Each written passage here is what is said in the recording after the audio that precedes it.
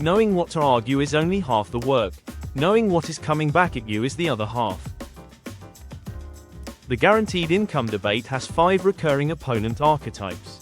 And the most common tactical mistake is responding to the wrong one.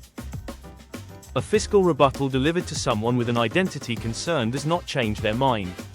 It confirms their suspicion that you have not understood what they are actually worried about. Know your opponent before you open your mouth. 5 counter-arguments dominate this debate. Each one has a specific response structure. On work incentives, validate the concern first. Then pivot to the evidence. 6 countries tested this. Work motivation did not decline. Opposing further pilots means choosing assumption over evidence. On cost, force the conversation into specifics. As this series showed in The Gross Cost is a Lie, the number opponents always cite is not the relevant number. Opponents rarely have a fiscal model.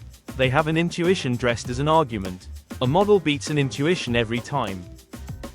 On immigration, every serious proposal already includes residency requirements.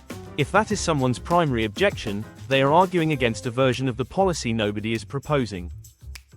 On meaning and dignity, this is the most serious objection and deserves the most respect.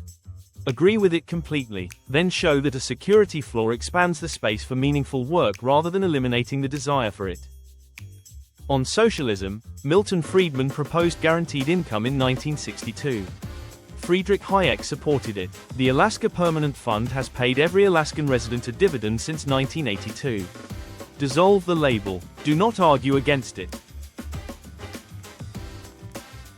Personal attacks are a different problem entirely and require a different response. When someone attacks the messenger rather than the message, they have already left the domain of rational discourse. Their goal is not to win the argument. It is to raise the social cost of holding the position and provoke an emotional response that makes you look defensive or extreme. Do not defend yourself against personal attacks in the same register they arrive. Defending confirms the framing. The conversation becomes about you instead of the policy.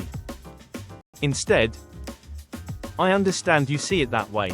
The question I am interested in is whether the evidence supports the policy.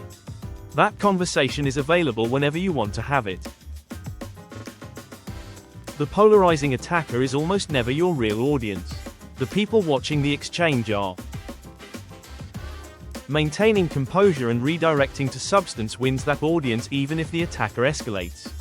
Losing composure loses it even if you win the argument on points. When the exchange has run its course, I think we will not resolve this here.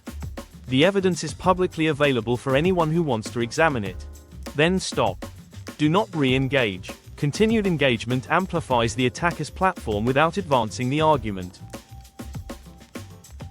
Across all of these exchanges, one principle holds everything together. Intellectual honesty about uncertainty is harder to attack than advocacy. You do not need to claim guaranteed income is proven at national scale. Nobody can claim that honestly. You need to claim that assumptions against it should face the same evidential standard as assumptions for it. I do not know with certainty that this works at national scale.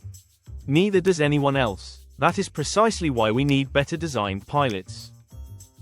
That is an unassailable position. And it is true. The debate about guaranteed income will not be won by the side with the better argument. It will be won by the side that remains credible the longest. Credibility requires consistency between what you claim and what the evidence supports, between how you argue in public and how you behave under attack, and between the values you invoke and the policy you are proposing. That is the one thing that cannot be faked, and the one thing that ultimately matters most. Full analysis in this week's article, linked in the description. Subscribe to FutureWorkSociety for weekly analysis on AI, automation, and the future of the social contract.